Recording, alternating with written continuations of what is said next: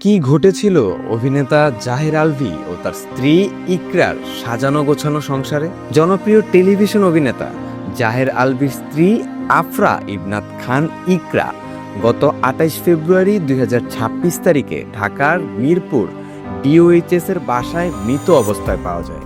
Police ও পরিবার প্রাথমিকভাবে বলেন যে তিনি আত্মহত্যা করেছেন। সামাজিক যোগাযোগ মাধ্যমে সক্রিয় কিছু নেটিজেন ও বিনোদন সংবাদ সাইটে জাহের আলভীর সহশিল্পী অভিনেত্রী ইফফাত আরা তিথির সাথে তার ঘনিষ্ঠ সম্পর্কের গুঞ্জন ছড়িয়েছে এবং অনেকেই এটিকে ইকরার মানসিক কষ্টের পেছনের কারণ হিসেবে উল্লেখ করেছেন।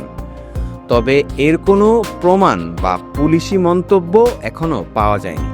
জাহের আলভী সামাজিক মাধ্যমে এক আবেগঘন পোস্টে জানিয়েছেন তিনি নেপালে শুটিংয়ে ছিলেন এবং খবর পেয়ে মাথা ঠিক রেখে কথা বলার মতো অবস্থায় নেই।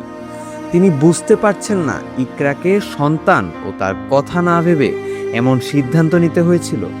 সংবাদকর্মী ও শুভাকাঙ্ক্ষীদের অনুরোধ করেছেন ভুয়া তথ্য ছড়াবেন না এবং পরিবারকে কিছু সময় দিন। পরবর্তীতে তিনি দ্রুত দেশে ফিরে এই ঘটনায় বিস্তারিত মিডিয়ায় কথা বলবেন বলেও জানিয়েছেন।